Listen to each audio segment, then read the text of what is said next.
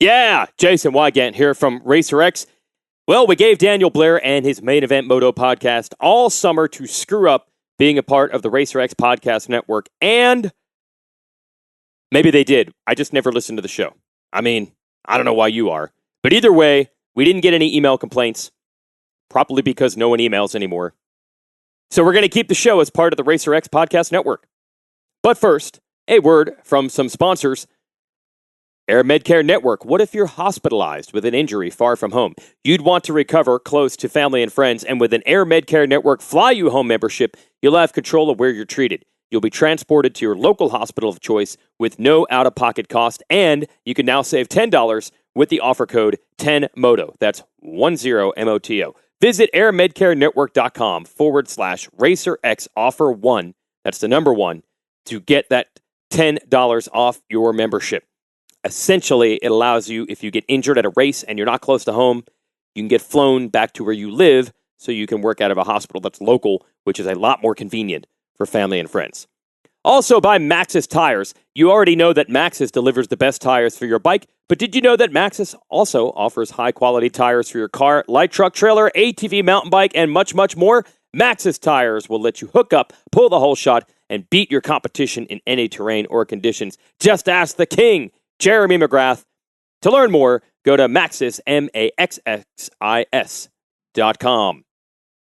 And this podcast is sponsored by ETS Racing Fuels. With unmatched consistency and performance, ETS powers some of the most winning teams in motocross and supercross. You already know the riders and the team, but you probably don't know the fuel. Why? Because champions don't give away their secrets. But now with ETS's new online ordering system, you can have ETS Racing Fuel delivered right to your door, your shop, or the racetrack. So it's easier than ever to get ETS's championship-winning performance in your tank, whether you're racing 2 strokes or 4 strokes, 2 wheels or 4 wheels. Go to ETSRacingFuels.com and you will have your own winning secret to keep. ETS Racing Fuels, the most winning fuel you've never heard of. And now, on with the show. Thanks for listening to Main Event Moto. Skivvy Underwear, SKVI.com. Team Skivvy, baby. Ah, yeah, this is nice. Snuck out here to the public pool at night with the wood grain. Team Skivvy, baby. What was that? Team Skivvy, baby. What's up, Scummy? Founder of Skivvy Underwear, right? Team Skivvy, baby. Yeah, Team Skivvy. Team Skivvy, baby. Team Skivvy. Skivvy Underwear, I get it. Team You don't Skivvy, have to baby. keep saying Team Skivvy, it. baby. Dude, you're so... Man, just get off me. Let me go. Team Skivvy, baby. Team Skivvy, baby. Man, Scummy, you don't have to try to drown Team me. Skivvy, baby. Yeah, I get it. Team Skivvy. Team Skivvy, baby. Okay, all right. I'm going to get some Skivvy Underwear. You're listening to the Main Event Moto podcast, powered by Nature's Bakery. It's time for episode 144 of Main Event Moto. I want to give a huge shout out to Nature's Bakery, Fly Racing, Skivvy Underwear, Mika Metals, Scott USA, No Toil, Honda Cowie, KTM of Modesto, Guts Racing, EMT Racing, Key Bar, Rep Racing, and Motosport.com. Joe, it is the most beautiful day outside right now. Can you play some U2 Beautiful Day? Since they're your favorite Never in band. my life. It's your favorite band. Ooh-wee. It is a beautiful day. How bad do you hate them? Pretty bad. Top 3 of most hated. That bad. They're on Maybe. your podium of hate. Maybe top 5. The podium of hate grows. Wow. Okay. I thought you didn't like them. I didn't know you hated them. Yeah. All right. Well. Deep-seated hatred. But it is a beautiful day Indeed. outside. And it's a beautiful day inside the Batcave. You know why? So we have a very beautiful guest in studio. His hair's all done. Looking good. When I picked him up at the airport, I was like, man, this dude dressed up Looking for us. good. Joe? I know. Chris Cooksey's in studio. What's Yeah. up, Cooksey? What up? How was the flight? Not bad, except for some dude eating Indian food right behind me. Like, if you're gonna eat on the plane, pick something that doesn't smell like that. Hey, you know what? Come on, man. I almost hate it when they have good food because you'll get on the plane, you're kind of just in a hurry. You sit down and someone opens up their little, the white styrofoamy little thing. Yeah. And it's just some grilled chicken sandwich, sweet potato fries. And I'm like, oh, really? Not a fan Like of the that? Indian food, Cooks? No, I like it. Yeah. You know how it is when you smell someone else's that's Right. probably been sitting for a little bit. If you're It might taste hungry, good. it smells great, but This probably wasn't good. yeah, that's too I bad. didn't appreciate it. I love me some Indian food. I used to work next door to an Indian restaurant, so I've tried it all. But yeah. Are they? I know what you mean. Is it on your podium? No, but podium I mean, it's good. I'm getting it fairly regular, but not super regular. Speaking of podiums, I'm with you on that U2 thing, dude. They suck. Thank you, sir. And they put that shit on my phone. I know, that's ridiculous. That's a long time ago. Get over Whatever. that. I'm never getting over that. I'll never get over it. It still pops up. Seriously, guys, get over it. It That was still so pops long up. ago. Never, ever will I get over Don't that. force me to like your music. I haven't even heard of that in a decade, let alone. In hindsight, it's such a bad marketing idea, but at the time, you're like, this is going to be great. We're going to put this album on everybody's phone, and they're going to love it. And they got hated pretty bad for it. Yeah, lesson learned. Hey, if they would have put some of their old stuff on there, that'd have been fine. But that, you know what's that album interesting though is I like covers of their stuff. It's like it's not the songs, it's like the band. Remember the Christian band Pillar? I do remember Pillar. Actually, somebody sent that to me. They did Sunday Bloody Sunday. Yeah. And they covered it good. Yeah, they did do it really well. Yeah, not as good as U2. I think maybe we're on the group DM on that. Somebody sent that to us. It was good. Anyway, it's going to be a good show. Cooksey's in studio, we've been working on this date for a while, but you've just been dodging me. I've been trying to get you here, man. I don't know what's going on with you, but Yeah. One of us is flaky. yeah. Yeah. Leave it at that. Yeah. It's going to be a we good all show, know it ain't me. Cooksey and I had a brainstorming session, I don't know, a month-ish ago, 6 months, whatever. Somewhere around there. And I was telling him, I'm like, dude, this is the craziest rookie 250 class ever, based mostly off just the numbers. There's 8 of them. And I'm like, I think that's got to be a record. And he's like, I don't know if there's been that many before. There's been years where and when I say rookie, let me clarify so everyone knows what we're talking about. Rookies starting their Supercross career on a factory team. Every year there's tons of rookies every year, but I'm talking on a full factory team. We've never seen this many. There's 8.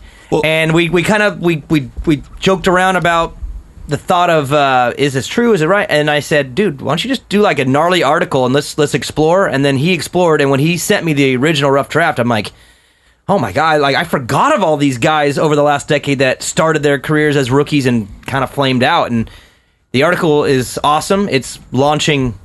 Did you just press the button? It just dropped. I hit send. It's on my new site, cookseymedia.com, where you're going to find unfiltered motocross, supercross talk. You're not getting any BS there. Can we explore that really quickly? You are no longer with Vital MX? I am no longer a contributor at Vital MX. I've decided to do my own thing. Okay. I want to be responsible for me. I don't want to be at the races wondering who's going to call and complain about what I said or what question I asked. I want to bring everybody what I think, what I see. I want to bring it how it is. Love me, hate me. You're going to get what I think, and you're going to get unfiltered information. So there we go. That's why you start your own and you do your own, and that's what he did, Joe. And launching, you already have stuff up. It's been up. Your website's been up. It's been up, but I've been trying to get a nice content base, get a hold of how to do my website. Because before, I write an article and I send it over to somebody. That's it. Now I'm doing everything. So it's been a bit of a challenge. It's a lot of work, but it's so worth it not to have to answer to anyone. And I get to I've always wanted to change the sport, and I always tell these guys how to do it. Do this, do that. Well, guess what? Now, 100% no filtered. I can tell you what the hell I think. Well, and the good part too is you also will reap the reward of your creativity, because Cooksey's creative with not only the titles of articles, but the content of the article. And that's why I've always liked you, because you're not afraid to say what you want to say. And you do it in a way that's enjoyable, in my opinion. So now you get to reap the rewards too of your creativity. And it's one of those things where good and bad, it's on you now, and that's cool. And I'm pumped that you did this article, because again, Joe, how long have I been freaking out over this rookie class? Like, dude, there's 8 rookie kids starting their Supercross career, and that's mind-boggling. And as we'll talk about throughout the show, we'll get into the last decade and how it's worked out for some and how it's not worked out for most. Well, when you first brought this to me, I was like, how the hell am I going to do this? How do I even determine who was factory and who's not? But we literally, Daniel went down. I had a couple of the teams that weren't quite factory, like the MDK KTM team, or not the MDA. What was the KTM team? It was the orange, the one that Malcolm and Savachi rode, Orange Brigade. We canceled if it wasn't direct factory support. We didn't count them, and those are just rookies that people have spent an arm and a leg on, and it's like a Ponzi scheme. That's why I named the article. I named the article "Rookies Pay Off Like a Bernie Madoff Investment." So if you're in early, you might get a couple people got paid, but most people got screwed. So yeah, it's good, and I saw the final draft, and it's good. So it's launched now, cookseymedia.com, and we're going to break that down throughout the show. Before we do, though, I want to touch on a couple things. Geneva. Oh, did you Marty. Oh, yeah, Marty time. Okay. Martin Davalos. I forgot Martin Davalos was even... I didn't know what he was doing. I guess I've been not paying attention enough. But then I hear he's Team Tedder, and then I'm like, oh, he's going to Geneva. Okay, I guess we'll see how it goes. How'd it go? Dude, every team manager in a 450 is going, oh my God, I passed on this guy for 10 years. And yeah, our buddy Dan Lamb from Moto X Addicts, him and I chat during all the races and stuff, especially the off-season stuff, because he has every link everywhere. But he thinks it's the biggest mistake ever made. I'm not going to go that far. Dan thinks it would be an embarrassment if he doesn't get podiums this year.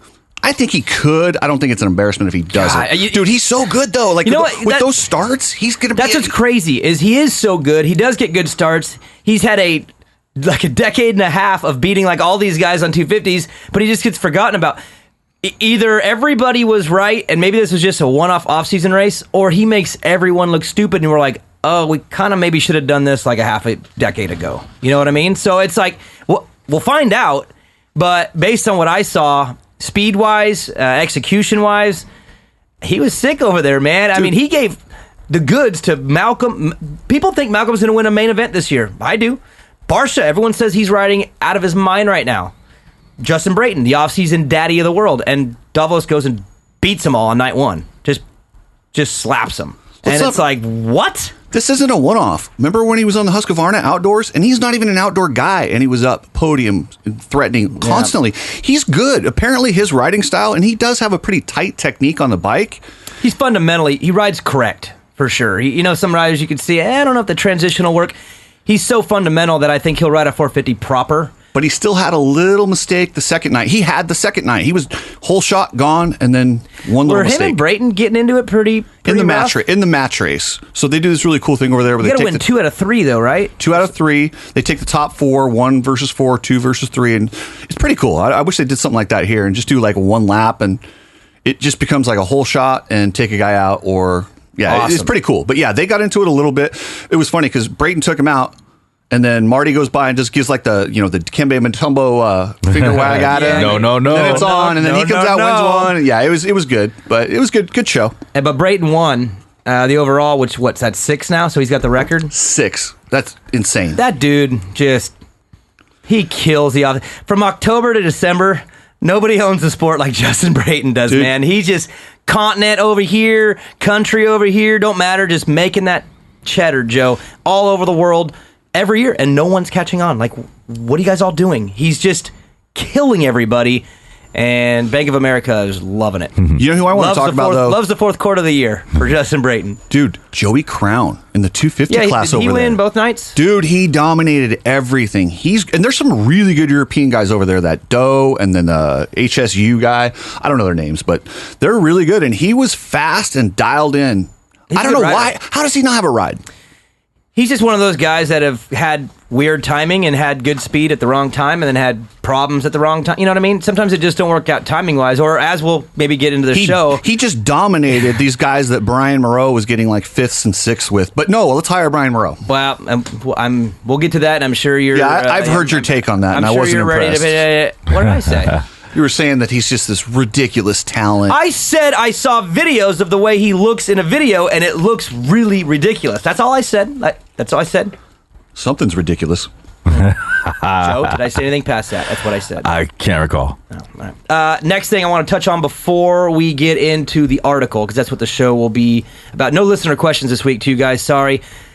No offense, listener. We just don't have time for you this week. We're giving Cooksey all the time. Don't got time for you guys. Blame it on Cooksey. It's Cooksey. Sorry, guys. Cooksey said no listener questions. I said, dude, these are our people. He said, no, that's not true. That's exactly word for word. No, I love the Motoheads. But what I did do is Daniel lined it up. When I'm going to do a podcast with Daniel that will drop later on about his career, and I'm going to have a Roy Firestone moment with him. But I'm going to have a couple listener questions in there. Okay, and I did post that. I allowed that one, but we'll worry about that later. So. Feld is releasing a special presentation on Supercross Futures. Have you seen the promo video that came out? They've had a couple this week that have been kind of teasing this. Have you seen those? Yes, I have. And if you want to find it, go to cookseymedia.com. It's posted up there. Oh, dude, he's already a pro. Dude, you are like already locked in exactly knowing how to drive traffic. Yep. I love it. Anyways, do you know anything about it? I know the Supercross Futures is badass, and I know that you're going to tell me about it, so let's hear it. I'm going to tell you about it. So they did a special presentation video. It's about a little less than an hour, and it covers it covers a lot of things from this season, after the amateur races, after the races, and then, of course, the final in Vegas. Monster Cup was the big final, and I actually am the only one that's been able to see the final cut. Sorry, y'all. For the rest of y'all in the media, you have to wait till it comes out live, but I've seen it. Got it today. And, dude, it's sick. You and your seeds. I'm planting the seed. You all get to watch the flower blossom on Tuesday. That's what Somebody I'm saying. dropped their seed. So, Tuesday, this week, December 10th. So, if you're hearing this show after that, well, you might have blown it. But 7 p.m. Eastern, they're actually streaming it on supercrosslive.com. And it's not a paid deal. It's actually just streaming live on the website at 7 Eastern. And it's sick because there's a lot of little... Hold on. Yeah. If I miss that time, it won't be there to stream later on? That's sarcasm. It's there. It'll be there after that time, I'm just saying. Well, dude, this baby goes live at 7 p.m. Eastern. I'm just trying to help update it. It's not... If you miss it, you didn't miss it. You can go back and find it, guys. All right. So it covers a lot of the little kids because they're the seeds. They're the little ones coming up. And then it covers Jet Lawrence. It goes behind the scenes with him. And then they also, hear from Carmichael, Tomac, Barsha. So instead of it being just a future show, it's more a lot of different opinions and views about futures. And I got it today and saw it today, and it's awesome. So you guys all need to check it out. That's Tuesday this week, December 10th, 7 p.m. Eastern. Go to supercrosslive.com and watch it stream live straight from their site. I heard you mention a lot of factory riders. Did they talk to any privateers or any of the people who in the motorhomes that are just struggling?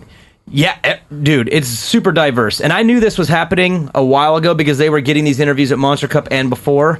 But the footage is all from, they got some from Max Volan, so from last year, because he won the Super Mini class last year at Cup. And then it's been, a lot of the footage is going on for over a year, and it's got opinions from all over the industry. It's awesome. How about the women? Because you know what's cool is that Supercross Futures women's class has become almost like the premier women's race right now. Right. Well, it has, and mainly because there's a couple girls that are breaking away from the pack a little Jamie bit. Hyjeski from Las Vegas is so fast. Who's that? I don't know who that one is. Well, she crashed. She was running third at the final in Vegas. Ate it, broke her wrist and ankle, but she was third overall in the points. She's really good. She's going to come back this year. She's going to make. Is she young? Make some noise. I don't know. I mean, they all. She's between Jordan Jarvis. They're all 20, 25, somewhere around there. Oh wow. Okay. I don't know much about her. I know Jordan Jarvis. I watched her in Arena Cross for all those years. So. And now watching her on a big bike, it's like, I guess I kind of saw that coming because she was on a Super Mini beating all the dudes in Arena Cross for like 3 or 4 years. But anyways, it's pretty cool. I saw it today, and it comes out on Tuesday. So, Joe, let's take a break. We're going to come back. We're going to get into the article. And, Cooksey, we're actually going to go backwards in time. I want to start with the current class, and then we're going to work backwards in your article because we go 10 years back, and you have a timeline of just stuff that I forgot We're going back to Nico Izzy, Jason Lawrence. Austin Stroop. We got some guys, Stroopy. Some guys that worked out for, Trey Kennard, some guys that didn't work out for, and we'll talk about it. All right, well, when we come back, we'll start with the 2020 250 factory rookie class. Main event moto. Let's be real. Kids and adults like things that taste good. What if you had a food that tasted unreal and was healthy? Dad, get me some Nature's Bakery. What flavor, Evan?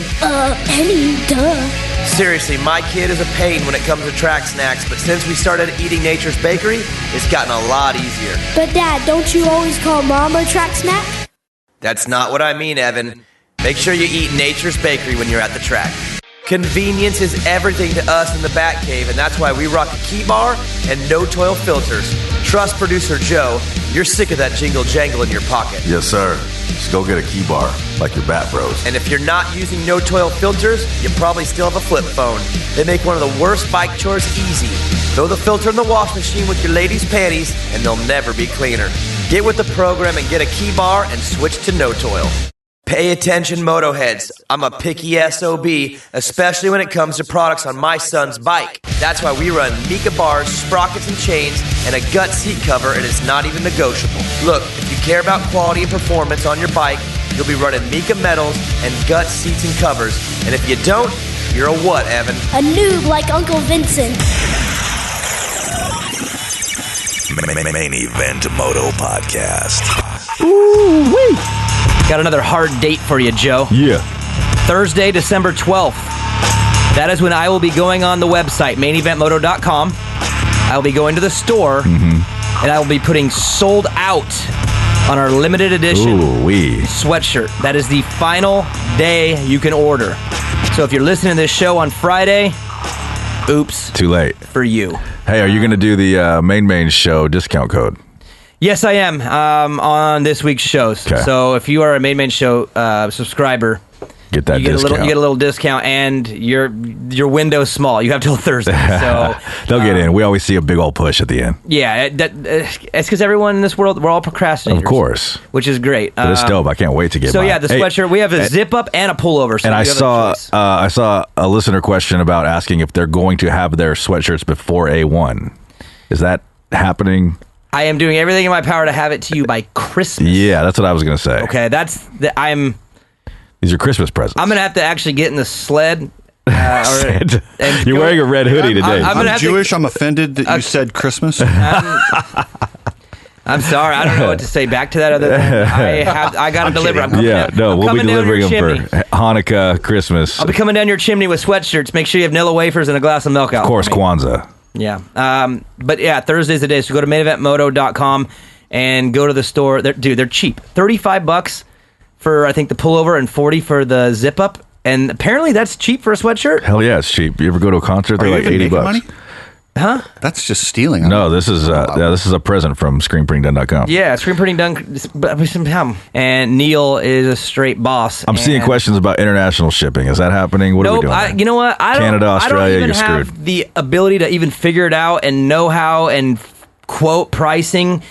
If you're international, I'm sorry to all my homeboys down under. You can't get it. Yeah, and I apologize. I just don't know what else to do about that. Like we're not like an online store / merchandising company. Like this is it. Our neighbors to the north, they're screwed. Yeah, it's very simple. Like we're getting these sweatshirts made and they're coming America like next week, whatever. Just I can't be any more complicated than that. I don't have the capacity to handle any more. What if they send I won't get complicated. What if they send you something? It's already complicated enough, dude. There's 5 sizes on 2 sweatshirts. That right there is hard enough. I want to do 1. Neil said, no, you got to do 2, and he was right, because it's literally split down the middle 50-50. Some people like the zip up, some people like the pullover. I got to do that zip up, man. I can't do pullover. Joe, if I'm being honest, you get 2 of them. All right. So one of them will go to Ashley. Hey, you got some pull around here. Ashley will get the pullover. I'll take it to zip up. I ordered you one of each, second Joe. pick and go into the house. Yeah, I know how that goes. I ordered you one of each, Joe. All right, let's get into the article. 8 rookies factory in 2020. That is, now I don't know how it's going to work out coast-wise, but even 4 is crazy. We're going to have maybe 4 on each coast. Dude, they are swinging for the fences, and I'm telling you, if we go off of your percentage that you figured out on bang or bust, that means like 6 of these 8 are going to be busts, and 2 maybe could be successful. Maybe 1 really successful. I mean, dude, based on just pure numbers over a decade, you're looking at a class that's going to be a lot of failures, and that's just crazy. And it's funny, as we've gotten closer to now, the busts have increased lately. I don't see anyone who's the guy in this class of this 8 riders? Who's the can't miss kid? That's been my problem the whole time, is because I think you have to approach each guy correctly, and the 2 I have 2 that I believe have the it factor, but I don't like the fact that they're coming out this year without a full summer of outdoor. I'm a big believer that you need a full summer to kind of get your scabs, get your scrapes, learn pro racing, and then you're ready for a season of Supercross. So for me, Jet Lawrence and Pierce Brown, I think they have the it factor. But Lawrence raced 2 outdoors and Pierce raced 1, and I don't like that model. I think that increases the likelihood of failure. And so for me, they're the two, but they're the two. If I was those teams, I wouldn't be doing what they're doing with them. Jet Lawrence is one of your can't miss kids. So you'd put him as like a Carmichael, one of those type of talents. I put him as I see the makeup to be a champion. Skills, guts, support. It's funny because from what I understand, the maturity maybe isn't there off the bike, but the maturity on the bike it's there. And then Pierce Brown, I've been watching him for a few years, and I just know that he's got that little extra gear that I think that not all of them have. But even him, I mean, he's banged up right now. He's starting on the East Coast because he got injured in the offseason, because the pressure to get these guys ready without much time and without much experience, the window is so small. And if it doesn't work out just right, the little variables can, as we'll see, really ruin it for them. And they're the two that I feel have the best shot. Take a look at these 8 guys and the money that's being spent on all 8 guys. Not just the money being spent now, the money that's been spent. Well, yeah, I watched the AZ Open, and saw how many factory kids are there. Now, that money, are you kidding me? Then you've got a guy like Joey Crown over there dominating. Why not take a guy a couple years in and then hire him? Why are they using that money down there to race in Arizona? I'm sorry, that was a cool race, but it doesn't concern me. I'm not going to go buy a bike or gear because of what I saw at the AZ Open. I'm not. Here's what it is. They have found a model, which is find these kids that looks like they got all the goods, grab them young, get them under your umbrella, and hope that they hit puberty and it works out and they turn out for you. Did you catch the stat I put in there about the Little League World Series? Yes, and it was some baffling. 17,000 kids approximately have played in the Little League World Series, a 16-team tournament every year. How many of those would you think have gone pro? Shit, 2. What percentage would you say? You'd think it'd be like they're the best kids in the world. I would think 20% would make it. These are the best in the world. I would think 10% would be reasonable. I would say 2%. 0.03. Wow. 45, or it was like 45 of them. So actually, we do better than baseball does. But no, what that shows me, baseball only takes the best guys. You have to re-earn it later on. We're not better than baseball. We're manufacturing talent because we're putting these kids before puberty on good bikes and ignoring talent. So clearly talent's developing later. That's been my problem, because I think it's unfair even for the kid, because what happens is you grab someone at 12, 13, 14, and you factory them. And now they have better equipment than anybody. So now they race those really valuable years where you're going from boy to man. And you have an advantage that's not fair. So it almost gives you this extra clout, these results that are a little bit manufactured because you've got more support. A little bit manufactured? I know. And then you get into the pros where now you're going up against grown men like Dylan Ferrandis, Shane McElrath, Jordan Smith. And these men, they're battered and bruised up. Like, they're ready to go to war because they've done it. And now you have these kids that have never even had to fight because they've been all fighting each other on factory bikes. And now you got to go up against men. And I'm just, in this current model of racing, I just think that the rookie classes should be coming in way slower, and you should build them into their adult career instead of just throwing them to the wolves. For me, it does the kids no justice. It's and we're gonna get into last year's class and the year before, because the last two have been bad. I want to drop a little fact on you. We've been talking about busts and rookies. You know, this pro circuit hasn't come up.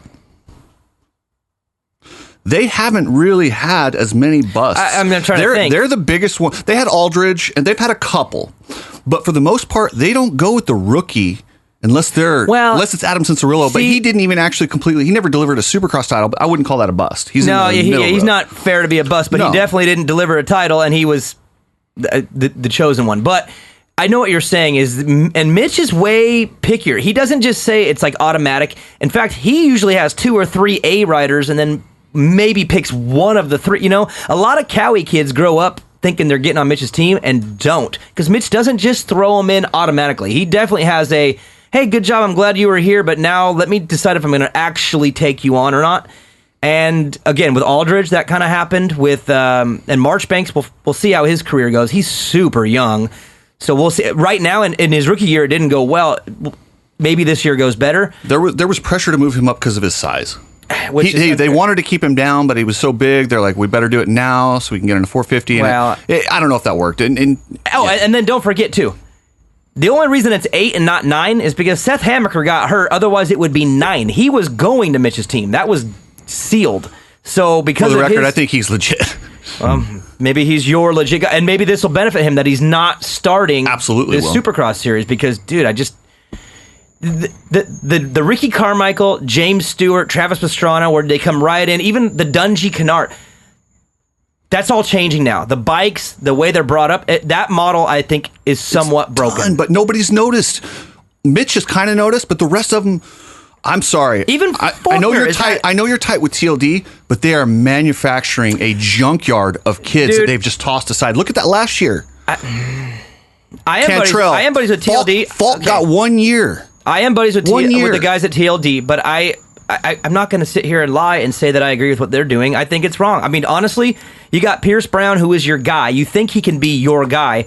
Why rush him? You got Moreau. If you think he's got some special gift and talent, maybe let him hit his 20s first. Or how about this? How about you just start both of them in the outdoors this year so you don't just crush everything every belief they have in their head right out of the get-go? And then you go and sign Hayes and Oldenburg for Supercross only. Now you can go after podiums and let your kids grow this summer, and then they can start Okay, what if we hold these teams to a rookie rule? Wrong. If you sign a rookie, it has to be a 3-year deal. Is there any way to do that? No, there's no. There is a way, but they wouldn't agree to it. So you can't get all the agents together to agree on this. It's not an agent thing, even. Dude, no, you can't. And again, the problem is that when they have years of failing, they're not ever held accountable for it. All it takes is one guy to kind of work out, and they're like, "Oh, see, it works." Forget the other. But it 10. doesn't. Hey, Bernie Madoff's scheme, it worked sometimes. If you were early. For some. Yeah, other people got hosed. All right, so back to this class. Am I off on my? Those are the two fine. that I think have the best shot. So at being your guy successful. with the best shot just got worked in his home country by Chris Blows. So you're going to hang your hat on a guy. I like Chris Blows. Chris Blows is good, but that's the best guy in this class. What does that tell you about the class? And that is the best guy, in my opinion. And he got demolished by dudes. Blows and Osby and those guys will be around the top 10. I mean, they're going to be good, but they're not. I don't look at those guys and go, "Oh man, that guy might win a race." And when I say I'm hanging my, I'm saying he has the most in his package to be successful eventually. I'm not saying it's going to come out and work because, again, if I was Geico, Jet Lawrence would be starting at Hangtown. If I was TLD, Pierce Brown, Brian Moreau would be starting at Hangtown. Derek Drake, no, he raced all outdoors. He's under contract. He goes to Supercross. That's fine. But I just J-Leg Swole raced 3 outdoor nationals, and now he's going to race against Dylan Ferrandis and Austin Faulkner. And it didn't go good. And what worries me more about him than anything else is I watched Loretta's last year. He did not look good. Where are the parents telling the teams no? Have you seen the entourage that walks around with him? No. J-Leg Swole just seems like a recipe for a guy who's just going to get a rude awakening. I hope I'm wrong because I think the kid seems like a nice kid, but it just seems like everyone's told him, "You're the next, you're the next, you're the next." I don't think he is. And if he is, this is almost the way to guarantee that he isn't by doing this to him. That's just my opinion. Okay. What about Ty Masterpool? Masterpool race all the outdoors. It's time. Put up or shut up. For him and Derek Drake and Hunter Lawrence, because he's the other rookie in this, it's go time. You have to. You race the outdoors. This is your chance to sink or swim. I don't like when they don't get the full summer and then you tell them to sink or swim. That's what I don't like. What happened to Mitchell Falk, I do not like. That's what he raced 2 outdoors, dude, and then he goes to Supercross and fails, and now he's out. It's like you don't even know that kid if prepared properly over a 2 to 3 year period, he could be great, and we'll never know. Jordan Bailey, I think with 1 more year, might have been Mosman. 3 years. On his 3rd year is what he was starting to show speed in Supercross. He had a rough outdoor, but had they stuck with him, I think he might have got something going. Who's that, Bailey? Yeah. Oh, they couldn't because they got swole. They got to try again. Yeah, but they did. They did get rid of Covington. And I'm not going to say the team manager that told me this because I was told this by a team manager, and I bit my tongue when I heard it. We need to find out right away if these guys are worth investing anymore. And it's like, wait, so you invest $100,000 a year of these kids for 5 years, and then right when it's time to find out, then you throw them to the wolves to find out if there's any more. Maybe you don't invest 5 years, $100,000. Maybe you. It just sounds backwards. Maybe you hang tight until Shane McElrath has 4 or 5 years, and then you put him on a Star Yamaha, and he's probably going to win. Well, again, at first that deal bothered me, how he kind of strung him along and then ditched him. But I'm like, I thought back at how many times the teams ditched the rider. No, you know what? You're good. You do whatever you need to do. I'm sorry. I get it. That's the old NBA model where the NBA players leave in free agency for another team, and they go, look, I got to take care of me because you know damn well the team's going to take care of themselves if I wasn't performing. It's cutthroat, and that's why in the NBA players, they ditch their teams all the time. They go wherever they want because it's all about me. And in this sport, again, the riders are at the disposal of. But all I know is that I can tell you right now, if my son is ever in a position to be good enough, no team will ever throw my kid to the wolves like that because the percentage and almost guarantee that it's going to fail is so high. I would never allow it. Here's an example. Why do you think Max Volan is still on a 125? Well, I thought he rode one this weekend at 250, didn't he? I don't think so. He's on a 125 only. Okay. You know why? Because Talon will not be told how to do his kid's program. Talon will not throw his kid to the wolves. Lone Wolf won't throw him to the wolves. There was actually discussion about Max turning pro this year and going pro this year off of his Super Mini. And Talon, no way would put up with that. You know why? Because he knows that the kid needs to be developed and turned into a man before you make him race against men. It's just ridiculous. That's why I said because he gets it. He's been there. He's seen how hard it is, how hard it's going to be, how little money's actually up for grabs if you don't deliver immediately. Smart move. Good on Talon. That's why you don't go until it's time to go. And that's why, again, they're rushing him. And I'm wondering where the parents are. Are the parents just so desperate for their kids to turn pro that they're just letting it happen? I would never. They're rushing them because they've had 5 years of factory contract in the amateur ranks. So they're like, okay, we've spent 5 years on this guy. How do we pencil this out? And he's got to go pro. Now, if you move that, if you want to give money to amateurs, stop giving them factory equipment. Put up contingency money. See, that's it. And that's where I am. My solution to the problem is in the amateurs. But then take all that this in the amateurs. Take that money that they're spending on all those amateur kids and develop a support team. Have guys out there. I buy, and consumers are moved. When I go to the Supercross and I see KTMs everywhere, well, shit, that's the bike. If I see Yamahas all over, if I see 2 Suzukis, that's probably not a good bike. Right. Now, it matters how many bikes are out there. It doesn't matter at the AZ Open. Right, exactly. But again, I think the problem is you're taking them too young. You're spoiling them. You're giving them a little bit of an entitlement. You're giving them a major advantage in equipment. And then the kids like McElrath or even Justin Cooper. Justin Cooper's so lucky that he had the year he had. If he would have had one twisted ankle that last year, we would not know who Justin Cooper is because he was overlooked. No one gave a crap about him, and he broke out right at the exact right time. He is how it should be done. At the age of 17, 18, that's when you should hear about who the next guy to invest in is, not at 12. Can these guys please change the way they think?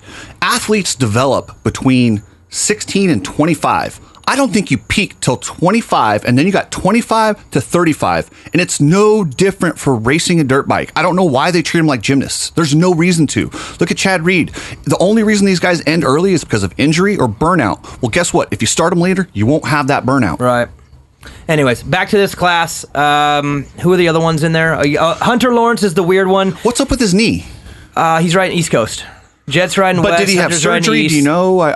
No, full rebuild. He's being fully rebuilt and coming back for East Coast. Now, his situation's weird because he was supposed to start last year, like his brother, which I thought was wrong, and then got hurt before the season because he wasn't ready to go yet. But now he's had a full summer, and once you've had your full summer, it's go time. It's go time. So for him, it's go time. I agree with that a little bit, but I disagree. I think he was ready. He did get hurt. It happens. This sport, you can have injuries no matter what, but history will tell us when you bring a guy over from Europe, Christophe Pourcel, most of the time they're ready to jump right in. If they get a little bit of time, there's a few guys, typically it can work. Because they're a little more traveled. You know what I mean? And he's a little traveled. He's not 16 like his brother. Oh, and by the way, last week we were in Southern California doing all the rider media stuff, getting them ready for the season with their photos and videos, whatever. Well, the TV crew, we had a chance to kind of talk to all the riders and just in a more casual setting where we got to really just get to know them. I don't want to blow. I don't want to blow the lid on it right now. If Hunter Lawrence or Jet Lawrence do good this year, and we get a chance to talk about them, their story is insane. Dude, insane. You're talking about like how they came up with their parents and moved around and what they went through, and how the fact that they're here right now is. Well, they literally pushed the chips all in. Oh, they did, to be where they're even at is a success story. But again, that's why I'm like, be careful with them. Don't. Like, if you have something that you value so much, why would you throw it to the wolves until till it was ready to take on the wolves? Okay. Otherwise, they're going to get chewed up and spit out. And NFL quarterbacks. So typically, when a guy comes in and he's a high draft pick, what do they do for 1 year? Sit, watch, learn, and they're older. Why do they have to why do we ask these guys to immediately produce or they're out? It just doesn't make sense. Because Cooksey, what do you think, Joe? Here's why. Because they're on a 6-year deal. The first 5 years is amateur, and they get 1 pro year. But why do they keep doing it? Why? I don't understand. It drives me. It makes me want to pull my hair out. I don't understand. Are they dumb? I don't know what else to say. Yeah. All it takes is one to hit, and they're not. Even Eli Tomac, who is about as locked as you'll ever get with his dad and his pedigree. Yes, he won his first race, but he took a long time to deliver a championship. Yeah. He had to work through some stuff. And again, his first win, though, came on outdoor. Start him on outdoor where they know what that's what they've been doing their whole lives, and introduce Supercross smarter. That's all I'm saying. Somewhat okay with that, but there's also a new generation of rider coming, thanks to the Futures, thanks to the Degans. The kid that is ready for Supercross already. They don't need that because they've been riding it. Well, we'll see when that generation, that goes back to Futures, though. Now that these kids are getting to develop inside the stadiums, maybe that will change things over the next 3 to 5 years. But right now, Jet Lawrence never rode a Supercross track until October. Yeah, probably shouldn't race this year. No, I'm okay with that. Guess what? I would say this straight up about him.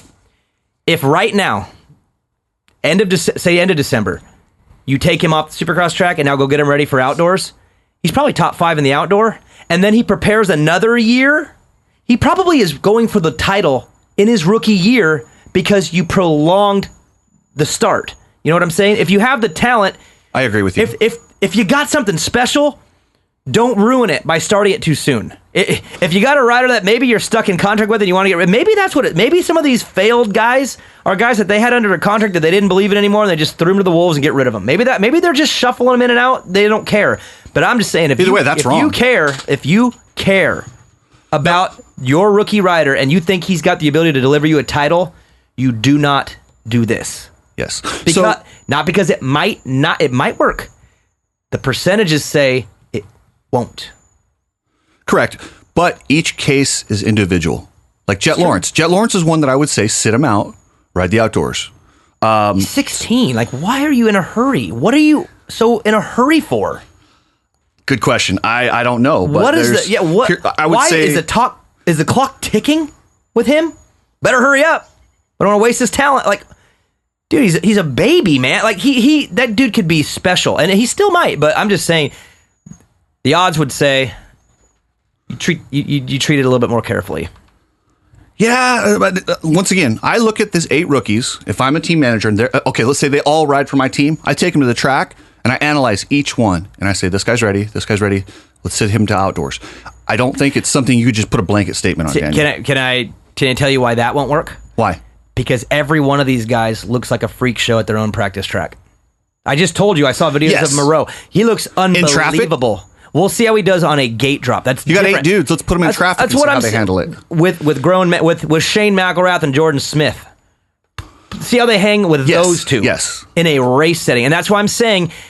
Well, the problem is these teams get excited because they watch him ride their own test track that they ride 100 hours on and go, man, he looks great. Let's go. And it's like, well, of course he's going to look great. Like, he's ridden there 100 hours. Like, what do you expect? They all will look great in 100 hours. Like, what do you think? Yeah, well, and look at Jet Lawrence. Did you watch the Australia race? You can see there's flashes. That talent's there. He's going to be amazing if they don't ruin him. But there was also a couple moments when I just held my breath like, oh my God, is he going to die? I would agree. You know why too? I don't know, man. Because he's been so successful that he doesn't even know anything but winning. So he goes out there thinking he's going to win right away, and that's when they get hurt. He reminds me of Pastrana a little bit. Just send it. All right. Anything else on this class? Because if not, we'll take a break. We'll come back and we'll go through the last decade. And neither of us mentioned Joe Schmoda. What do you think he's going to do? I don't know, but again, the formula to me is wrong. He did 3 outdoors, and they didn't go great. So he rode good at Monster Cup, but that's not a real Supercross. It's not against real guys. There's no whoops, and he's racing against other kids. I don't care what they do at Monster Cup. Even Jet Lawrence. Jet Lawrence won Monster Cup. That's great. He beat J-Lux Swole. Who got third? I don't even remember. What's his name? Brock Pappy, who is like 20, isn't he? I don't know. But I thought he did the Futures like a long time ago. What kind of bike was he on? Was it as good as Jet's? No. Was it even in the ballpark? No, not even close. No, so that's what I'm saying. Just because you win Monster Cup, that should show who's got the talent. That doesn't mean it's going to turn over when you go to round 1 against Austin Faulkner, Dylan Ferrandis, and Chase. I'll tell you why I think Joe Schmoda is secure. He's Japanese. Well, his contract's secure. He's got a second year on his deal. He's got another pro year. Well, so he's and secure. I do believe Japan, they've had a long list of trying to have guys that were good here to groom and then they can bring over there. I think he's just one of their guys, and I think they'll ride with him with those factories. Well, I can tell you this right now. I've watched him enough to know he's talented too. Well, he might be the best Japanese rider I've ever seen. I also met him for the first time last weekend. He's young, man. I know. He's such a nice little kid. He's such a nice kid, though. I like him. Again, I think the model needs to change. Stop pushing these kids in. If you give a damn about them, don't do this. And don't give me this, well, we've invested this much. If you invested that much, then why would you ruin it at the very end? That's just... Show me any other professional sport other than gymnasts, and we know how messed up that whole system is. Why send them out to be professionals when they're still kids? I don't get it. Show me one more sport that does it. Okay, I don't have any for you, Joe. Let's take a break. We're gonna come back and we're gonna go deep dive and we're gonna go a decade back and let you know success and failure stories from the last 10 years. Main event moto. I hate to say it, but our NorCal Motoheads are pretty spoiled. Why? Well, where do they ride, Joe? Riverfront, East Street, and Prairie City. And don't ask me who takes care of them trackside and during the week, because it's EMT Racing. And who takes care of them trackside during the week, Joe? Really, man? I literally just said EMT Racing. You didn't hear me? That's right. If you're from Northern California and support Main Event Moto, then spin your laps at Rep Racing Tracks, buy your bikes and parts from Modesto, Honda, Cowie, KTM, and make sure EMT Racing takes care of your trackside and service needs. Spin your laps at Rep Racing Tracks. I see what you did there. I like that. If you're from Northern California and you're a true Motohead, then you better get your bike from Honda, Kawasaki, KTM of Modesto. They also got betas, ATVs, and side-by-sides. And if you don't know how to use Google Maps, well then here, I'll help you out. Visit them off of Carpenter Road in Modesto and see their track support parts trailer at all California Central Valley races. Visit www.hkmodesto.com to apply for the rider team, store deals, and upcoming events. And check them out on Instagram at Honda_Cowie_KTM. Main Event Moto Podcast. Ooh-wee. Joe, you ready to close out the 144? Hell yeah. So far, what do you think? You've been sitting over there just kind of looking, smirking. You guys are in deep territory. What do you think of the burning system they got going? I mean, obviously, the points you're laying out make it sound like this needs to be reevaluated, but this is in waters I've never even seen before. So. But just from a psychological standpoint, don't you think that if you had something that you valued so much, wouldn't you be very, very careful about how you introduce? You would make sure that when it's introduced, it is ready, not, hey, it looks kind of good. Absolutely. The problem, I guess, is if the next guy starts to do it at a lower age bracket, then you got to start doing it, and then you're getting to lowest common denominator. Yeah, pretty soon they're going to literally go to a former pro who just announces that his chick's pregnant and go, so can we sign him? How about a letter of intent? Yeah, can we get a letter of intent on little to-be-named guy? Mm-hmm. I mean, it just goes younger and younger. And I do believe that these manufacturers have a need to support amateur kids starting on 50s. You give them support, but you don't spoil them, and you don't guarantee their pro contract. You don't guarantee it. You make them fight and grind and scrape and earn their pro deal, because then they're a little less entitled. You know how you guarantee it? You put contingency money out there. Guys will ride the bike. You'll have a whole bunch of your bikes out front, and they'll get the money, and they'll fight for it, and you'll see the right guys get the money. Right. All right. Let's take a trip down memory lane. Where we start? The article. 2008. Nico Izzy. Okay. Whoa, Nico. Where do we start with Nico? Oh boy. Well, that year, let's see. Who else was? Give me the whole that class. Nico, Trey Kennard, Daniel Reardon, Austin Stroop, Will Hahn, Tyler Bowers, and Tyler Bowers. Blake Wharton's 2009. So that's 5 of them. 6 of them. That's a big year, and there's a lot of success and a lot of failure in that year. Was there a lot of success in that one? Trey, if you're looking at for that Trey original team, not with his original team. See, that's another thing. Well, Trey was, but not Will. Trey is the anomaly. Trey and he's came in so weird. He won. He won his first year, Joe. And that's what every team that has an issue with what we're saying will say, well, we knew Trey Kennard. He won the first year. It can happen. But your odds, come on. And you're going to waste that much money searching for it? Well, especially when it doesn't happen the other 10 times you try. But so Trey 10, Kennard. 20, 30. I know. Trey Kennard does win his rookie year, which was mind-blowing. And again, that is an outlier. That is a guy to come in as a rookie on the team that, and not, don't forget too, Geico didn't spoil him. He was a Cowie rider. Geico stole him at the very end, just like kind of how Star Yamaha stole Justin Cooper at the very end. They grabbed him, thank you very much, and he won, and boom, now we can, whatever. So that even lowers the odds of teams that develop them from amateurs. They say, oh, I better get them earlier or I'll never get them. No, just poach them. You don't need to. You can just wait. Go poach the kid who's not on a factory deal as a kid who is smashing all the factory kids. Go grab him when he's 16, 17 years old. Your odds are better. It's proven. Look at Shane McElrath. So literally that class, we have probably one of the best Trey Kennard talent is and one of the charts. worst in Nico Izzy. But then again, okay, but he got third his first year, which wasn't bad, but he clearly wasn't ready for everything they threw him into. He shattered his heel, got hooked on painkillers. Next thing you know, painkillers turned into heroin. And I got a picture that I grabbed from his Instagram, standing with a homeless guy, and they both look homeless, and it says, need money for a hooker. What? That's on his Instagram? That's on his Instagram that I got off of. And I'm like, that kind of shows you where he's at these days, and that sucks because he was extremely talented. Harsh. He was, and I don't know what he's doing now, but I've heard he's been in and out of jail, and it's just like that all could have been avoided if we just waited a couple years till he was a little more mature. Maybe he doesn't shatter his heel. Maybe he isn't getting paid that young either. That ruins it. That was a talented rookie class as far as talent goes. Will Hahn, prime example. Will had a rough go early. A lot of he went from Star, which was, I don't think it was Star, but I don't know, did they call it Star? It was Star, but it was them, but it was called something else. Boost or something. And then he went to TLD. Like, he floated around and then won his title, year 5? Year 6? Yeah, he was with Geico when he finally got it. It took him some time. Dude, he went through KTM.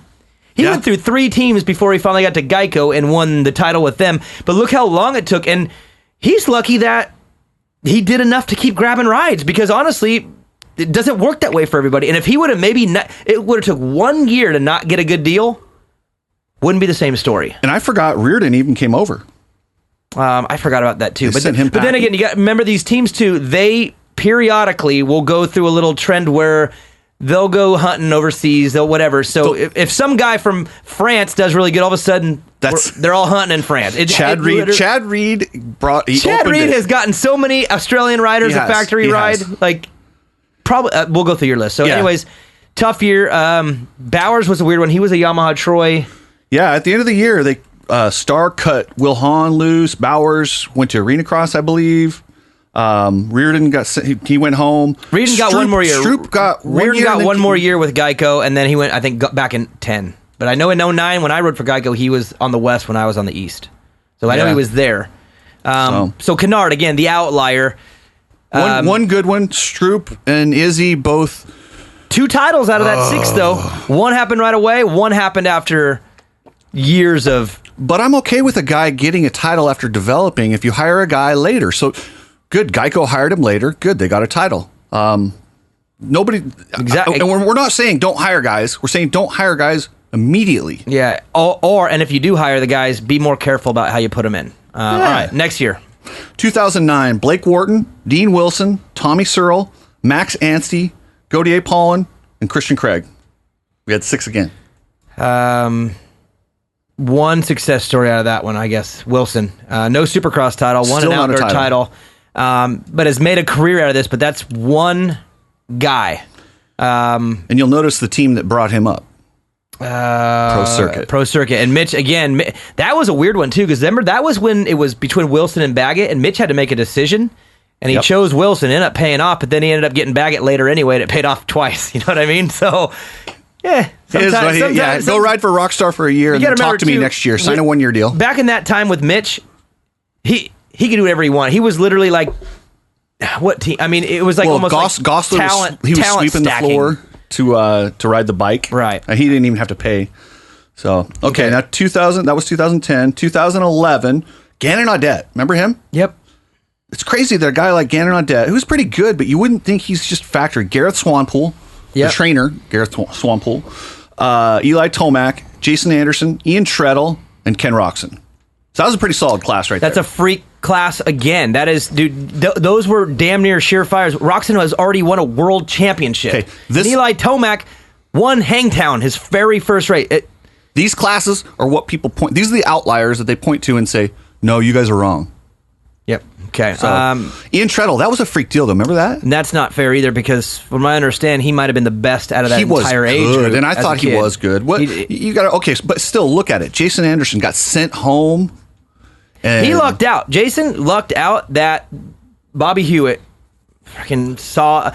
It's a very similar story to Mosman for different reasons, but he wasn't guaranteed to. I mean, he rode him out for a while and gave him a second shot, and kind of like, I'm going to see this one through, and it paid off because he gave him his second contract, pretty much. I mean, that again, it wasn't looking good early with him. Yeah. So Eli Tomac, he was. I mean, you look at him; that's a no-brainer. If somebody does that again, I'm okay with that.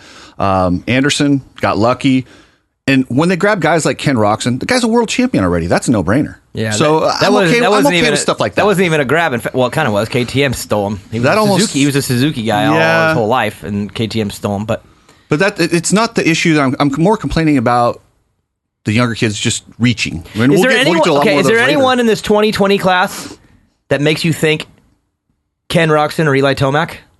Not one. Is there anything in their resume whatsoever that says, "Oh my gosh"? Because again, if you're gonna if you're gonna fight back and say, "Well, look at Ken Roxon and Eli," that worked out. Is there anyone in this class that makes you think Ken Roxon or Eli Tomac, a world champion, and then Eli won like his last 8 Loretta titles straight? I would have said it about Jet. I don't know. What is? Because he looks good and he's funny. I don't know why. Insane talent, but what results wise is there? Not enough. Nothing. I'm not saying. If I'm for him, it's the eye test for him, but it's definitely not his resume. There is nothing in his resume that says Ken Roxon. Ken Roxon was a world champion. True. At like 15. It was. Don't compare. Yeah, it's not the same. Now, for that class, the ones I would look at were Gannon Audette and Gareth Swanpool. They brought those guys up, and Audette, they were reaching for him when they got him. They're like, oh, okay, well, he's third at Loretta's or whatever he was, so let's take him. And that happens a lot. That's the problem. That's what happened with Cantrell, is you had Faulkner and Sexton, who are 1 and 2.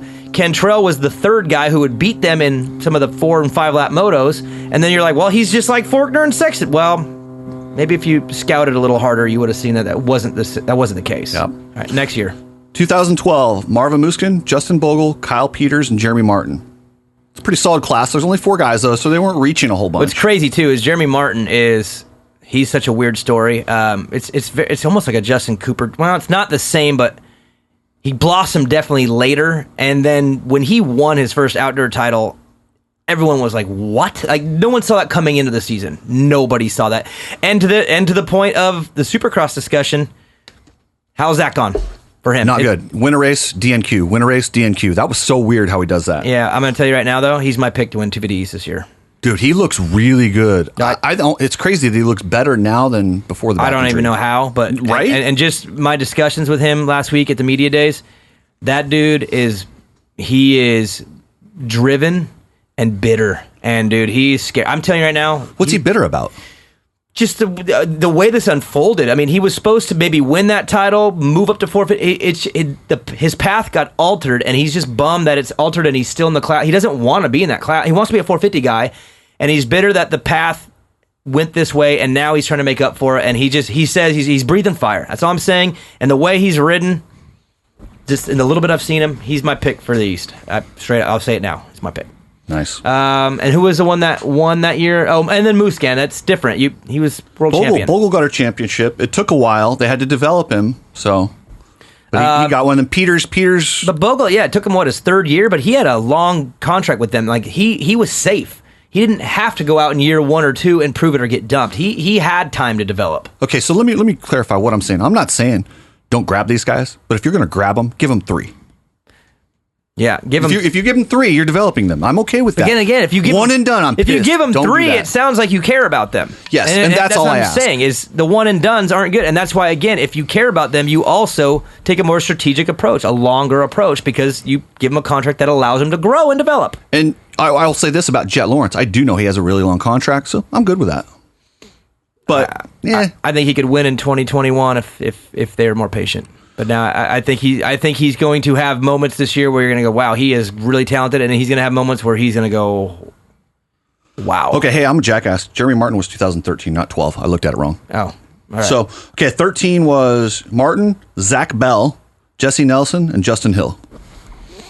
The Hill one's the weirdest one ever because he wins with his original team, but he had to go back there to do it. He won, went to KTM, lost, and came back, got a title. And then left and hasn't really done much since. And who was the other one you said? Zach Bell. That was the reach this year. Well, and that is also what happens when you have a guy who goes for it too hard because he's got a 1-year deal. What does he do? He rides way over his head, and how'd that go? Not good. That first race when he just launched, remember when he scrubbed it and caught his foot peg? Right, but if he had a second year in his deal, the team could have said, hey, let's approach this better. I thought he did have 2 years. I think he only had 1. I think that he was 1 and done that year. I don't think he came back the next year. Okay, we'll have to look back into that. I thought he had 2, but I could be wrong. But he was hurt the second year. I think he was hurt. Maybe he was hurt the first year. He was hurt the whole time. Either way, he was hurt a lot because he was trying too hard, like you said. Jesse Nelson, that was a freak deal. That was working. That guess was what? Really that was paying off. That was paying off. He was so good because he had 3-4 years. That team was loyal to him. He was chipping away. He was very similar story to Shane McElrath or Jordan. Well, not Jordan Smith, but just chipping away at it. Had longevity with the team. Super bad luck, but that was working. We're seeing a pattern here. When they stick with these guys, even when they have struggles, they tend to work out. Even if it's not a championship, they win races, and they're somewhat what we would consider a success. Okay, next one. 2014, McElrath, Dean Ferris, we never even saw him, Adam Cincerillo, Matt Bisceglia, Anthony Rodriguez, and Cooper Webb. Wow, 6 of them, huh? That's a strong class right there. And then we know what happened with Adam. Came out on fire, winning, and then he's an outlier story in general. Bisceglia is the one that kind of got screwed there.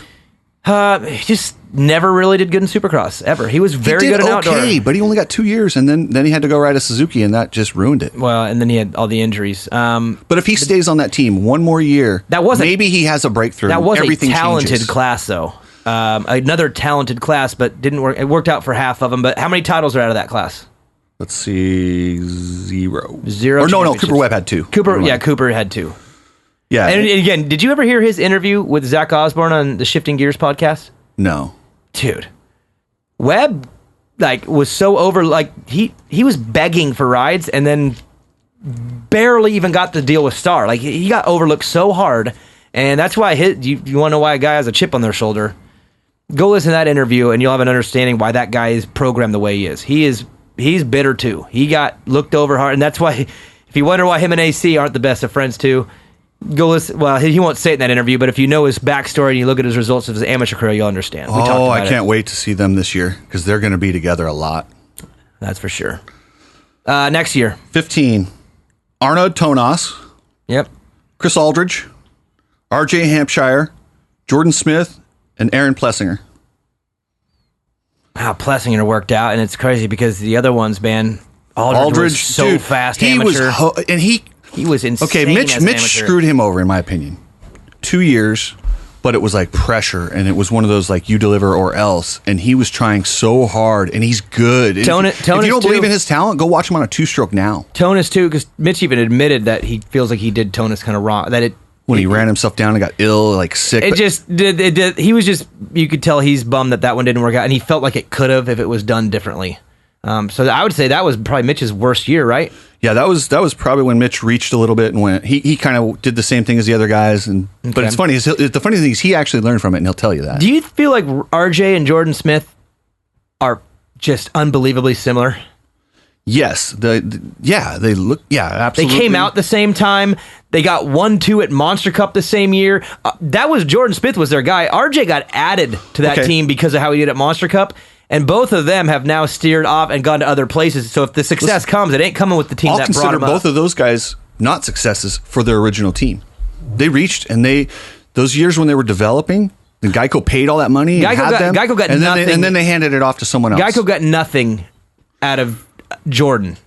KTM got some out of Jordan, and now if Jordan reaches the top, it'll be on Mitch's. Mitchell, just good timing.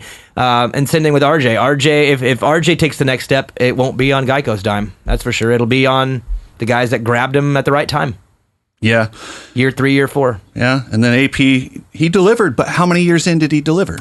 3rd year. He's the weirdest story ever, though. Like 4th year. Was this 4th?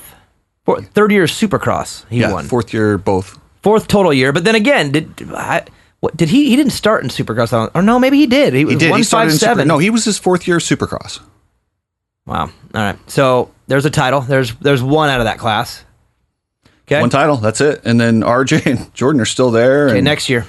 Next year, 2 guys: Alex Fry, Mitchell Harrison.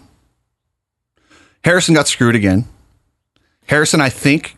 Stick with him one more year. He could have come around. I saw some signs of it. Okay, remember at Redbud? Now you're talking about the kids that I raced in Arena Cross when I was in there milking it. When you were just ruining these poor kids? I raced both of them, and I could have told you right then and there was no chance in this world they would be successful in Supercross. None. You know why? Because my 15-pound overweight ass was working those 2 kids.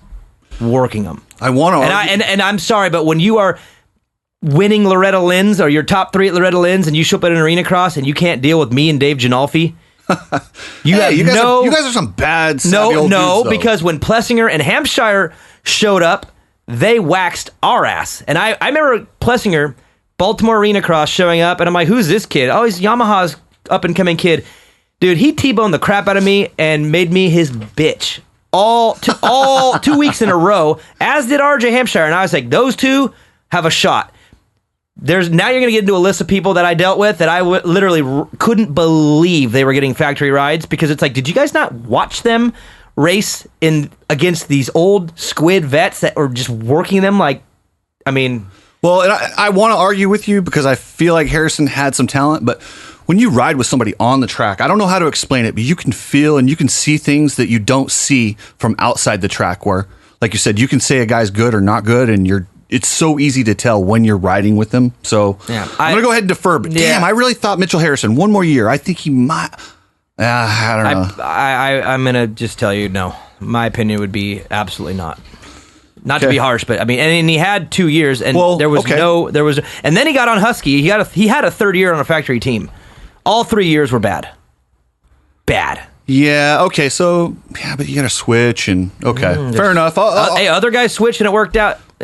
Fair enough. Got worse. We'll go with that. Okay. 17, Chase Sexton, Austin Faulkner, Dylan Ferrandis, McAdoo, kind of, and that's it. I would say no to McAdoo because he didn't start on it. He kind of earned it in a weird way. Yes, he was an injury fill-in. Tony Alessi Tony Alessi did really good for Cameron and making that happen or a couple rounds in.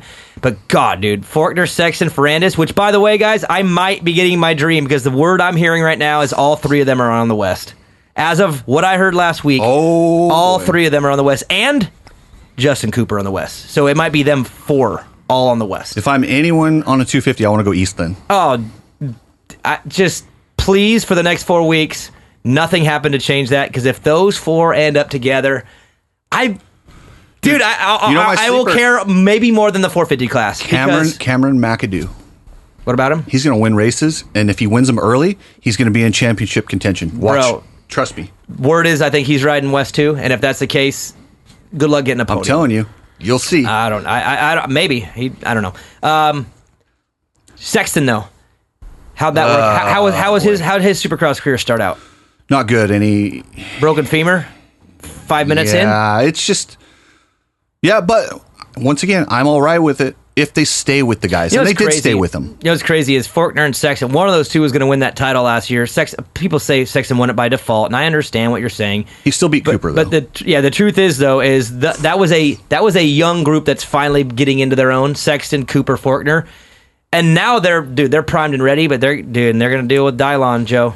And from what I understand, old Dylon looking good. Dude, right if now. I'm Team Honda, though, I don't put Sexton on a 450 and sign him to a 3-year deal like they did. That's ridiculous. Like, I just don't think he earned that with that one title.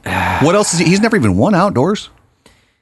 Nah, there's more to their reasoning behind that, I think. That's a whole what is separate, that? Just the timing, needing a second guy, knowing they want him in the future anyway, and the fact that he's going to point out this year. I mean, what are you going to do? Let him go to somewhere else? Like, he's pointing out. He's defending his title, and he's out. So that was Chase is getting the bad end of winning a little too early. In my opinion, and that's why he's going to move up. And hopefully, luckily, I think they've given him a long enough deal in the 450 where he'll have a chance. But yeah, I agree with you in theory, but they're almost in a hard spot with him where they don't all the way have a choice. Okay, you know what? I'm going to call myself a hypocrite right here because I've been calling for longer deals and staying with these guys the whole time. And then as soon as they do it for Sexton, I say, "What the hell?"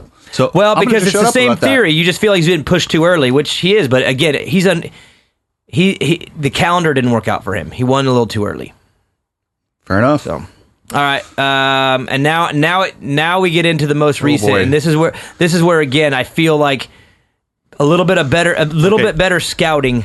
18 and 19 were epically bad. 18, we brought up Sean Cantrell, Michael Mosman, Justin Cooper. So actually, there was only one bust in 18. 19 was the bad one. Then again, how'd Cooper's Supercross career start?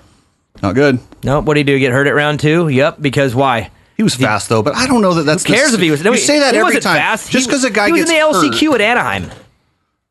And then Houston was fast in qualifying and got hurt. Well, guess what? He didn't have enough time. He didn't have enough time in Supercross. Okay. Him and Sexton are the prime example of guys that should not have raced their first year Supercross. They should have raced a couple outdoors after Loretta's, prepared for Supercross, and then went and got ready for the outdoors. You know how good Justin Cooper's full rookie outdoor year would have been if he wasn't coming back from that wrist injury? Was it wrist or collarbone? Collarbone. Collarbone. Yeah, sorry, collarbone. So again, because he's And Mosman is working out. He lucked out by getting that extra year. He was about to get dropped, and Bobby Hewitt said, "I got to give him one more shot." Honestly, there wasn't much option out there, so he kind of just fell into like, I have to choose between one or the other. Okay, I'll give it to you.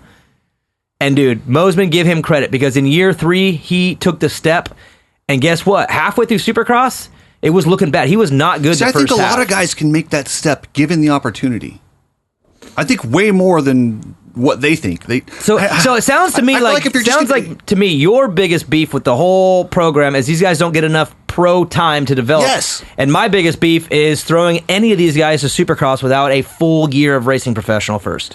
Yeah. That's my biggest thing. That's what I if I was an agent or if I was a dad, those are the two things that I would fight the hardest on. Number 1, he ain't starting Supercross until he's done a whole year.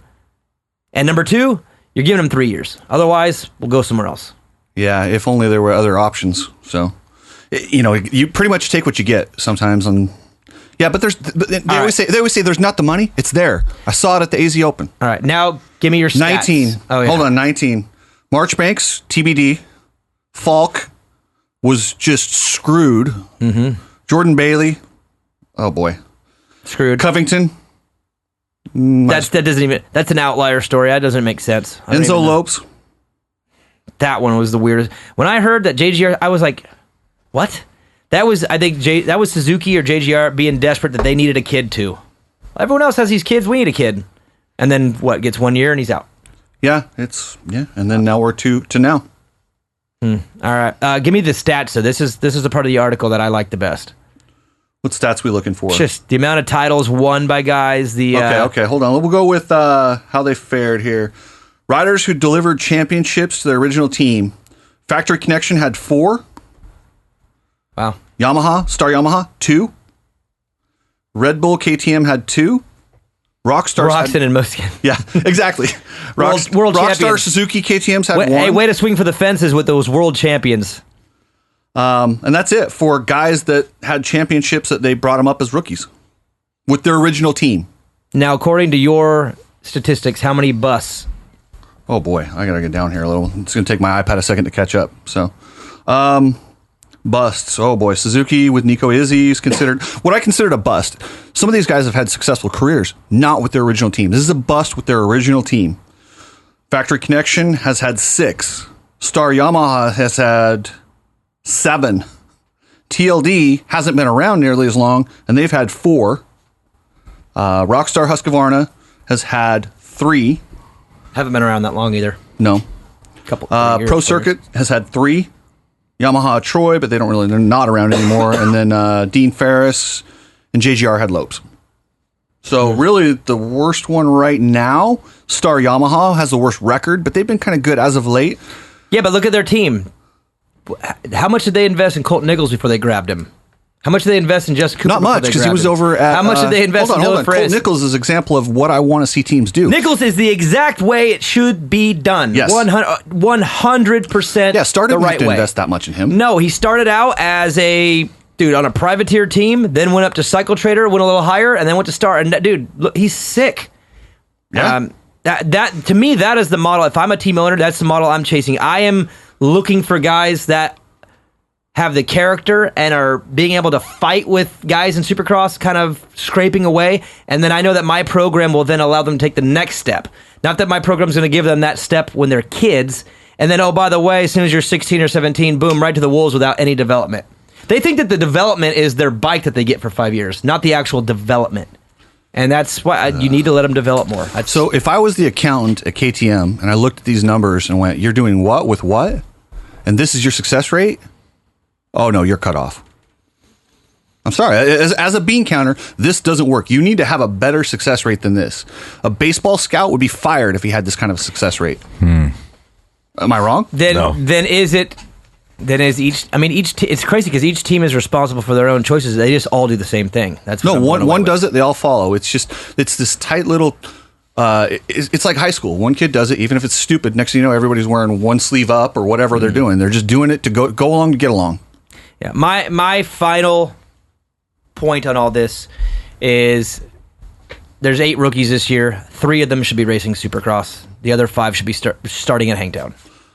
Hit me up on Instagram, Chris Cooksey 61. Let me know who you of these 8 rookies. Who's your favorite? Who's going to go the furthest this year and in the future? What do you think, Daniel? This year. Well, it depends on who rides east. Like, honestly, like, if Let's you're put all the rookies in the east. See, that would be horrible because then there'd be kids getting on the podium and you'd be like, see, it did work out. It's like, well, everyone else is on the west. If I'm a rookie, put it this way, if I'm a rookie right now on a team, I am without question twisting my ankle late December to get on the East Coast. Like, I am not wanting to be on the west. Even for the calendar, it gives you a little bit more time to prepare. But I would say the most flash you're going to get, I think Pierce Brown, because Pierce is riding east, I know for sure, and I think he's got that extra gear of speed, and that goes against my idea, that goes against my belief. But again, I don't think the rest of the class has what he. I don't think the rest of the class could even be considered in the argument. To be honest, I just don't see it. I like Jet Lawrence career-wise if he can make it through this season without having some sort of injury or if they don't ruin him. I agree. If he doesn't get ruined this year, I think he's a 2-time Supercross champion. And I think Hunter Lawrence, if he's healthy, like you said, he will be East. Hunter Lawrence is a guy that could easily win that. I don't think so. Yeah, you're wrong. Neither one of us have any idea. I haven't seen him ride Supercross at all, and I don't think he hasn't ridden much. He won outdoors a couple motos anyway. He's a great outdoor good. rider, and he's older, so he's kind of got it. In my opinion. Any other points? So what your final point is? Give him 3 years. Sign a guy, invest in that guy for 3 years, or don't sign him. If you're not willing to commit 3 years to a kid, don't sign him. Take the money you're spending in amateurs and use it to develop these guys as a pro. Don't give them 1 year and then just fire them. Okay, Poor Mitchell Falk. And I'll go one step before that. Don't go 4 or 5 years before that and entitle them and spoil them with everything and give them a false sense of reality. Oh, yeah. And then throw them in with no experience. Yeah, just take a look at some of the guys on that list that happened to. And life wasn't kind to them. No, it wasn't. And again, if you really, really care about the rider and you really think they got it, be a little bit more careful. As a human being, don't do it. Yeah. All right. Good show. CookseyMedia.com. CookseyMedia.com. Check it out. Check out the article, and then you're going to come back after A1? You got it. All right. Sounds good. Joe, did you learn a lot? Because you have a new look. I don't know what this look means. What's this so look? much? Yeah, learned a ton. Does your head hurt? It's crazy, man. Oh yeah. Are we too passionate? Why are these guys yelling? Never too passionate. I almost made it all the way through the end. I dropped an F-bomb. That's okay. You did good. Episode 144 coming to an end. Huge shout out to Nature's Bakery, Fly Racing, Skivvy Underwears, Mika Metals, Scott USA, No Toil, Honda Cowie, K-Team of Modesto, Guts Racing, EMT Racing, Key Bar, Rep Racing, and Motosport.com. Let's do a little trivia. Cooksey, I want the first person to DM me. How are we going to do a gift card, Joe?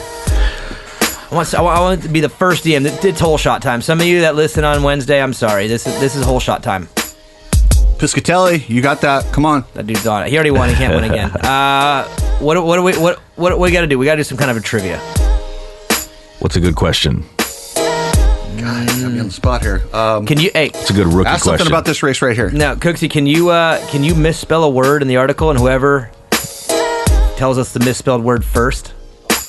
Well, it's live right now, and it's probably got one in there. If you can find one. If you can find one, you win.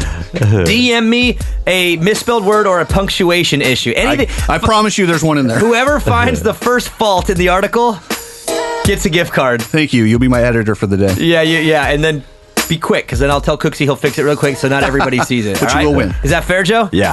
Gift card to the first person who finds a grammatical or punctuation or spelling issue at CookseyMedia.com. And the title of the article again?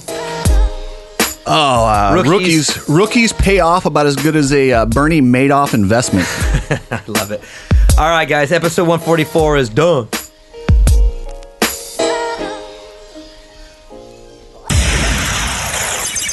Main event, Moto.